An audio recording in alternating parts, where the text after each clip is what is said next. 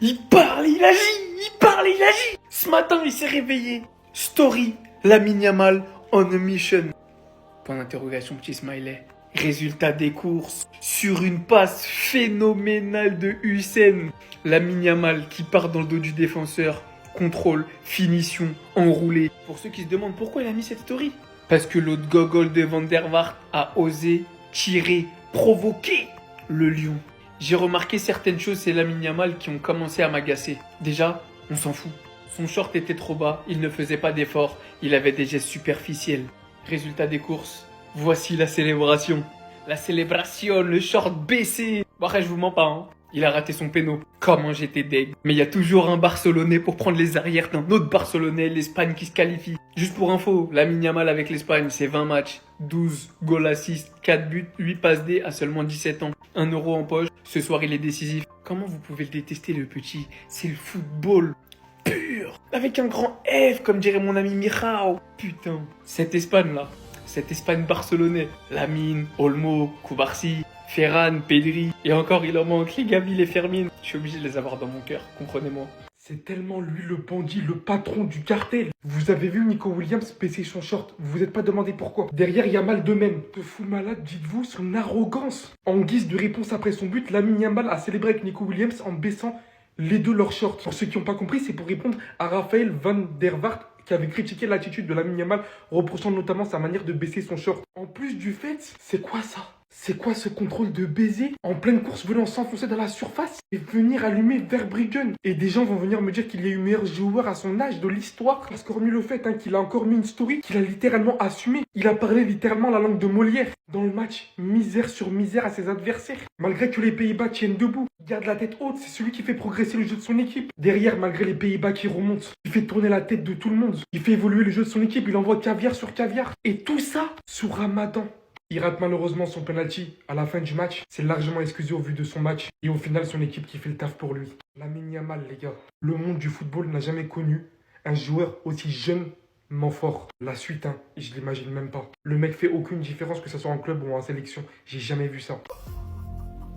Non mais Lamine Yamal c'est trop fort. Là on est sur l'un des plus beaux buts de sa carrière, c'est sûr et certain. Pendant que l'Espagne et le Pays-Bas étaient en prolongation à 2 buts partout, Lamine Yamal te fait un appel de terrain à Hussein. Ce dernier lui lâche un centre et regardez-moi le contrôle de Lamine Yamal s'il vous plaît. T'es impeccable sur ce but. Il te contrôle, le ballon se dirige dans la surface. Au dernier moment il te change de direction, le défenseur était complètement largué. Il termine par un enroulé impossible à arrêter pour le gardien. Sans oublier la célébration de fou les amis, il baisse son short et il commence à marcher avec Nico Williams. Carrément même ses coéquipiers étaient choqués. Il y en a un derrière Carrément qui était au sol tellement il n'y croyait pas. En fait cette saison Lamine Yamal a décidé d'en découdre avec tout le monde, on ne parle pas d'âge. Il est désormais à 3 buts et une passe décisive lors des 4 derniers matchs, toutes compétitions confondues. Oh là les amis, carrément je suis encore sous le choc du but de Lamine Yamal. Regardez comment il a cassé les reins du défenseur. C'est son changement de direction que je trouve vraiment effrayant. Et il avait prévenu avant le match, on a mission, il a bien écrit en français, pas en espagnol, pas en anglais, en français, on a mission, comme ça au moins tout le monde comprend. Je me demandais même s'il parlait français étant donné que son père est marocain et sa mère est guinéenne. La plupart du temps on l'entend écouter des musiques françaises. Et au moment où je suis en train de tourner la vidéo les amis, le Pays-Bas a déjà égalisé. Là on est clairement sur l'un des meilleurs matchs de l'histoire de la Ligue des Nations. Pour l'instant, ils ont marqué 10 buts dans les 2 matchs. Qui peut s'asseoir à la table de Lamine Yamal, le regarder droit dans les yeux et lui dire « J'ai une plus grande bouche que toi et j'assume sur le terrain ». Qui actuellement? Personne. Personne. Lamine Yamal parle à chaque fois et répond toujours présent. C'est un truc de fou, c'est une dinguerie. Donc il a décidé ce soir de dire qu'il est en mission. Je vous fais la vidéo, il y a match nul. Déjà pour commencer, il est au départ de l'action entre Oyarzabal et Nico Williams. Mais jusqu'à là, rien de bien méchant. Et puis à la 103e minute, une superbe passe du défenseur crack espagnol, je sais pas comment prononcer son prénom, Hussein. Contrôle, mais attendez, je pense que vous n'avez pas bien vu comment il a contrôlé. Regardez comment il a contrôlé le ballon.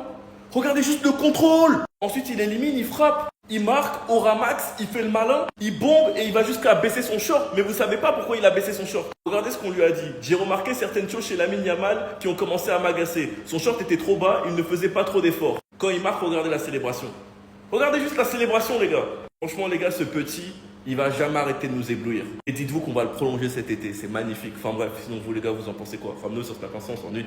À force de jouer avec le feu, aujourd'hui Lamine Yamal l'a fait se brûler. Parce que encore une fois en story, il a mis en mission avant le match. Et on sait que Lamine Yamal, lorsqu'il parle avant les matchs, c'est qu'il prouve derrière. On s'en rappelle face à Madrid, on s'en rappelle face à l'équipe de France. Il avait lâché le Échec Mata Rabiot. Mais là, aujourd'hui, il a parlé avant le match. Et lorsque son tour est arrivé pour inscrire son penalty face aux Pays-Bas, eh bien, il a raté. En plus, il a mal tiré le penalty, vraiment mal tiré. C'est pour ça qu'il a fait cette tête. Heureusement que derrière les Pays-Bas ils vont rater et qu'au final l'Espagne vont quand même s'en sortir avec le penalty marqué de Pedri. Parce qu'aujourd'hui il a eu chaud, même s'il a marqué. Vu quand il parle, il marque. Là il a encore fait sa célébration. En plus un superbe but en prolongation avec lequel il pensait avoir donné la victoire à son équipe. Le contrôle sur une superbe ouverture de Hysén. Je vous laisse juste admirer pour venir fixer, enrouler. Et malgré ce super but, ça n'aurait pas été assez. Aujourd'hui il a vraiment eu chaud. L'adversaire a été beaucoup plus coriace que ça. Là il a failli rater sa mission là. Parce que si à la fin les Pays-Bas ils gagnent ce match malgré son but, que le plan a échoué, c'est que la mission, elle n'a pas été atteinte.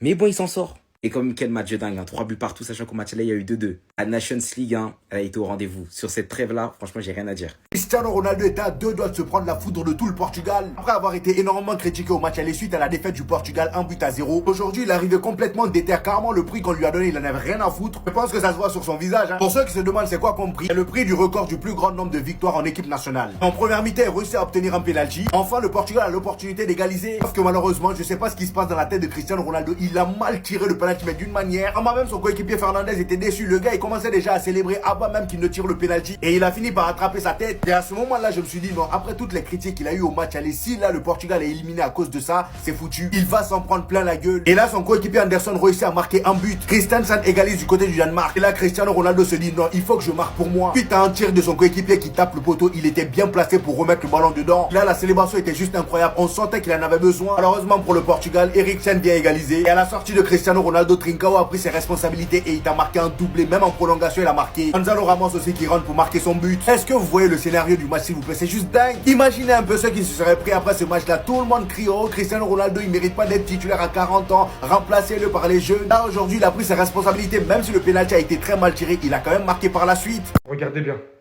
Je me demande comment il peut être critiqué après tout ce qu'il a fait durant ce match. Il a certes raté son penalty, il l'a pas tiré du tout comme d'habitude. Mais il baisse pas les bras. Derrière, grâce à son jeu aérien, regardez la hauteur qu'il a pris devant autant de joueurs danois. Grâce à sa puissance, c'est lui qui vient provoquer le but contre camp. Déjà là, ici, le match il est relancé grâce à lui.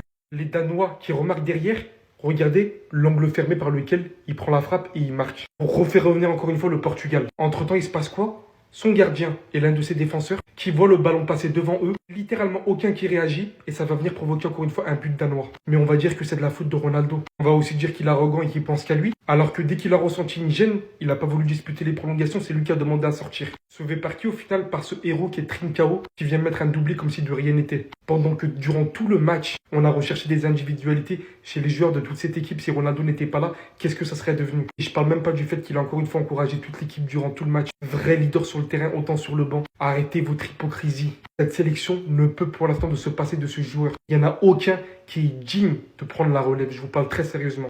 En fait, ce penalty de Cristiano Ronaldo, il en dit beaucoup plus que vous ne le pensez. Donc certes, il s'est rattrapé en mettant un but, mais je vous jure, ça fait tellement de la peine de le voir à ce niveau-là. Pour vous dire à quel point même ses propres coéquipiers sont choqués. Là, vous voyez bien Cristiano Ronaldo qui commence à prendre son élan. Et regardez la réaction de Bruno Fernandes.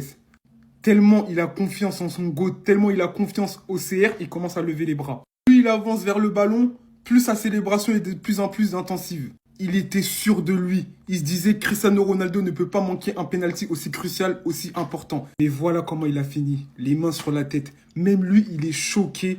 Il est choqué de voir ça. Parce que c'est tellement pas dans les habitudes de Cristiano Ronaldo, mais on était déjà alerté. Lors du dernier Euro, quand il avait raté aussi un penalty et il avait fini comme ça, en pleurs. Tout simplement parce qu'il sent que le football est en train de lui échapper. Parce que lui, il est toujours aussi amoureux du football. Comme on le dit, le football est le sport le plus ingrat.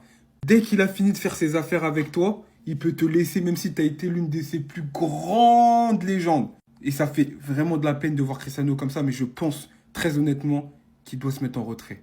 Quitte à ne pas prendre sa retraite internationale, il veut continuer, mais pas titulaire. Je suis désolé, mais ça devient un poids pour le Portugal. Et sans manquer de respect à la légende, mais il donne trop de grains à moudre à ceux qui ne l'aiment pas. Bon, bah c'est pas mal, non? Allemagne, Portugal, Espagne, France. Voici l'affiche des demi-finales de la Ligue des Nations. Une Ligue des Nations qui se jouera sans ma Croatie, sans mon Luka Modric qui, encore une fois, ne pourra pas gagner son premier trophée. Mais en tout cas, grande surprise, j'ai kiffé les gars. Qui n'a pas pris du plaisir? 2 prolongations, un match de fou, tous les matchs ont été fous. La France qui perdait 2-0 à l'aller en Croatie est revenue 2-0 à domicile au Stade de France, victoire au penalty. L'Allemagne qui avait gagné 1-0 en Italie grâce à cet avantage. Ils ont pu tout simplement gagner Parce que il gagnait 3-0 à la mi-temps, l'Italie est revenue à 3-3 en deuxième. Au Signal Iduna Park, en Allemagne. Le Portugal s'est qualifié de justesse, même si ça a été compliqué. Vous le voyez, à la 90e, il y avait 3-3. Il y a eu prolongation aussi pour Portugal-Danemark, les gars. Au final, le Portugal s'impose 4-2. L'Espagne a eu chaud, Après ça, il y a eu encore 2 buts. Un but magique de Yamal, les gars. Mais les Pays-Bas sont revenus avec un penalty indiscutable, marqué par Xavi Simons. En parlant de penalty, l'Espagne élimine les Pays-Bas au péno. Dans un match complètement fou, 2-2 à l'aller aux Pays-Bas, 3-3 au retour à Mestalla. Ça nous offre donc ces demi-finales, Allemagne-Portugal, 2 énormes nations du football européen, et France-Espagne, le remake de 2006, de 2012, de 2024. On va voir ce que ça donne. En tout cas, moi, je suis très hypé. Rendez-vous en juin, le 4 et le 5 juin. Qui va succéder à l'Espagne qui l'avait gagné en 2023. Et surtout, je vais même vous dire, on a les 3 derniers vainqueurs de la Ligue des Nations. Le Portugal, la France, de Benzema, on s'en souvient très bien, et l'Espagne qui l'avait gagné en 2023 contre la Croatie au pénalty. Ça sert à rien de retourner vos vestes. Ce qui s'est passé aujourd'hui, l'un des meilleurs footballs auxquels on a assisté sur ces derniers mois. Et avant de vous parler de la suite, parce que je vous assure que vous n'êtes pas prêts, la remontada de l'équipe de France. 2-2, gagne au penalty, garde ses cages inviolées. Score cumulé, 5-4 pour l'Allemagne. Mais ceux qui ont suivi savent à quel point ils ont tremblé là, ici. Ils auront tellement de remords quand vous voyez surtout le but de gag qu'ils ont encaissé par l'Allemagne. Quand vous voyez que Donnarumma était énormément avancé, ils ont profité de cette opportunité, un peu comme Trent Alexander-Arnold contre le Barça. Mais Moïskine, jusqu'à la dernière seconde, il les a fait trembler. L'Espagne, Lamine Yamal, contre les Pays-Bas qui, comme le match aller, ont envoyé réponse sur réponse. Il a manqué son penalty à la fin, il a failli finir dans cet état. Mais qui au final, avec un match incroyable de sa part, l'Espagne se qualifie. Le Portugal de Ronaldo, regardez bien toutes leurs réactions.